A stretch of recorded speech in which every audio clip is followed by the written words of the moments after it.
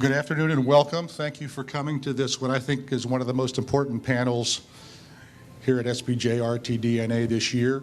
It's called Every Mind Matters, and it matters how we report. We want to ask some questions today of news people. Questions like, why is it always assumed that violent acts are linked to mental illness when overwhelmingly they're not?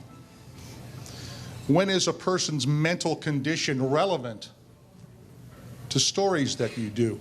President Obama launched a national mental health conference, bringing together faith leaders and healthcare providers and legislators and cabinet secretaries, you name it, because he wanted to dig deeper into the causes of mental illness. And often we don't know what the causes are. We don't know enough about it because people don't speak out about it. They're afraid to. They're afraid to be branded. They're afraid to be stigmatized.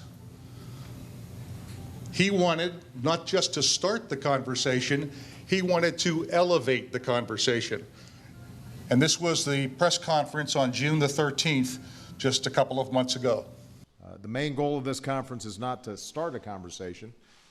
So many of you have spent decades waging long and lonely battles to be heard. Instead, it's about elevating that conversation to a national level and bringing mental illness out of the shadows. We whisper about mental health issues and avoid asking too many questions. And the brain's a body part too. We just know less about it. And there should be no shame in discussing or seeking help for treatable illnesses that affect too many people that we love. We've got to get rid of that embarrassment. We've got to get rid of that stigma. Melissa McCoy, former deputy managing editor at the Los Angeles Times, and someone who has traveled California, your state, if you live here, teaching reporters in probably almost 10 newsrooms or so, maybe 150 or so reporters about the issues that we're going to share with you today. So I'll start out by saying that we're up to more than 300 journalists that we've talked to about this project, and now with the number of you I see in the room right now, we're doing even better. So we're trying to get into as many newsrooms as possible, into as many conferences as possible, to talk about mental health issues and to talk about the ways in which people with mental illnesses are depicted. I talked a little bit about Team Up, and in Team Up is, as I said, tools for entertainment and media, and it's a project of the Entertainment Industries Council. So everybody in this room is a journalist or involved in journalism in some way. And what I want to talk about first is how much power you have. There's a lot of power in this room. And the reason there's a lot of power in this room is because as journalists, you're communicating information to the public. So the ways in which you depict things are the ways in which the public receives them. So I want to talk about some facts first. Being in a room full of journalists, you'll appreciate this, okay? First fact, 1 in 4 Americans in any given year will have a mental health issue that they need to deal with. So when do we talk about mental health? When are we talking about it?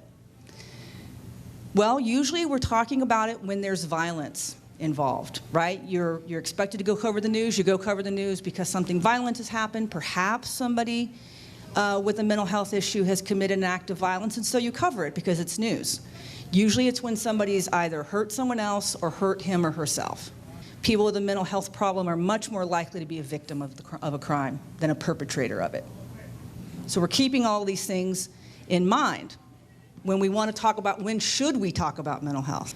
Whenever a budget is released in your community, depending on what your beat is, depending on whether you're a GA or what your beat is, when there's a budget release, look at those numbers. Because if you're an education reporter, it could be that mental health services for students have been cut. It could be that mental health services have been added. Look into the numbers because behind the statistics there are always people. Now, what do I mean when I talk about mental health issues, mental health problems? I'm talking about everything as common as depression, which is actually quite common, to things like anxiety disorders, also things like schizophrenia, bipolar disorder. So when I say mental health issue, I'm talking about the whole range of what that means.